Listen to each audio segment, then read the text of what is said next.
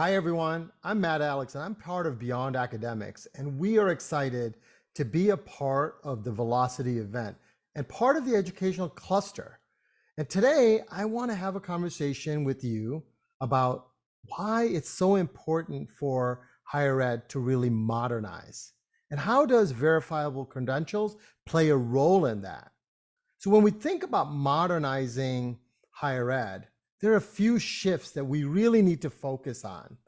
And the first shift is that we are moving towards a more non-traditional lifelong learning model. And what that means is that we will start to wear more of a future of work lens. And what does that mean? It means that technology is advancing at 400 times a blink of an eye. If you even think about the way that we interact with data, it is processing information and into intelligence at 400 times a blink of an eye. Well, when we think about future of work, how does technology change work? And when work changes, how does people who work there have to change? That's where lifelong learning is going to become a bigger role in higher ed. So while we think about the traditional students that come in from high school and they graduate from 18 to 22 or so, we're starting to see a more non-traditional set of folks who are needing to be reskilled. And we will start to see that in a lifelong learning model. And we'll see that as one of the big shifts. The next shift is that we currently are very much on a earn it model when we should be in a learn it model. And when we think about the earn it model, we earn a degree, we earn grades, we earn seat time. All those things are things that we've always just become accustomed to, but we don't necessarily know if the person has learned what they're being taught. Sure, people have memorized grades, memorized answers, memorized things. I think that is just part of the conversation we need to have. We need to shift ourselves to a learn it model. And a learn it model focuses on the competency. What has this person learned? And this is where verified credentials and stuff will become a critical part of what we do. The other element of the shift is what I call fit for purpose. You will start to see that programs and majors and things will be designed for fit for purpose, much more specialized, much more determined by the path of the learner. And we will start to see a more fit for purpose institutions. That's because in the future of work, in the lifelong learning model, in the earn it versus learn it ecosystem where we start focusing on the learn it, you will start to see a fit for purpose in the way that we engage the learner. And the last shift is what we call timeless, meaning education will be timeless. President LeBlanc from Southern New Hampshire, he says time is the enemy of the poor.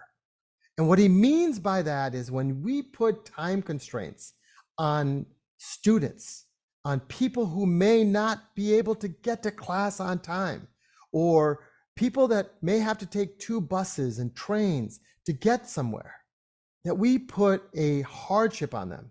And that when we put time frames, we are actually providing a social disadvantage to the people that really need to learn.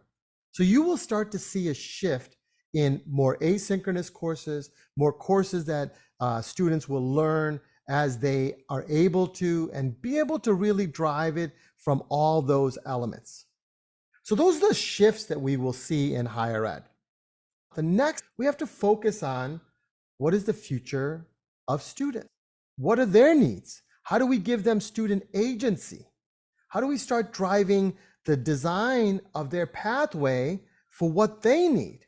And when we think about how they actually will go into market and the assets they will bring from an institution, they'll be reflected using a verified credential kind of model.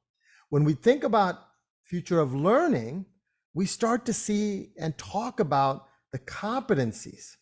And that's where verified credentials will also play a role in that, is that you will start to see competency being able to be defined much easier using a credential. using a digital wallet. Today's transcripts, they are not very robust in the way that we actually use them, meaning HR and most institutions use a transcript to verify three things. They verify the degree, they verify grade point average, and the major. And that's it. They can't dive much deeper than that because it's a ledger that was created in a model when we didn't have technology. Yet today, the technologies that we have, we should be able to drill down to the details of a course, understand what those competencies are, so we can understand what did that person learn. And so when we think about that, that's going to be a huge shift. And when we think about the next element of future of, it'll be future of work. What is the work of the future? What needs to be taught for that? How do we define that? What are the micro stackable credentials that would validate that someone understands the needs of future of work? So when we think about future of student, future of learning, and future of work, verifiable credentials play a really critical role in that. Now, let me bring this down into a concept, and it is the three I's. When we think about the three I's, you will see that it is a triangle. It is an educational value chain that we have to understand. I spoke about the future of work and how industries will start to change based on the technology that they have. Well, when we think about that, the first I is industry. And when we think about industry, you will see that industry will start dictating and driving the conversation. They will also dictate what they will need from the people that they hire in market. Next I is the institution. When we think about the I of institution, you will see that they will look at what does industry need and how do we design a fit for purpose curriculum that allows our learners to drive the knowledge that is needed in a future of work ecosystem. And the third I is the individual. This is where the student agency comes. This is where you start driving the conversation. And you will start to see that when we start to think about verified credentials in a digital credentialing model, where you start to see competency within every individual, where we start to have a reputation economy where industry verifies individuals, and that allows that individual then to be associated to an institution, that's when this all will start to work in a much more modern way. Do we have some time to go before we get there? Sure. But the concepts are here. The technology is here. And that's why we're excited about being a part of Velocity, being a part of thinking about the future of, modernizing them. We're also very excited about the educational ecosystem that it will build for us to move forward. And we start to operate in a future of model, you will see the opportunities grow. You will see campuses reimagining. You will see industries start to collaborate in a much different way.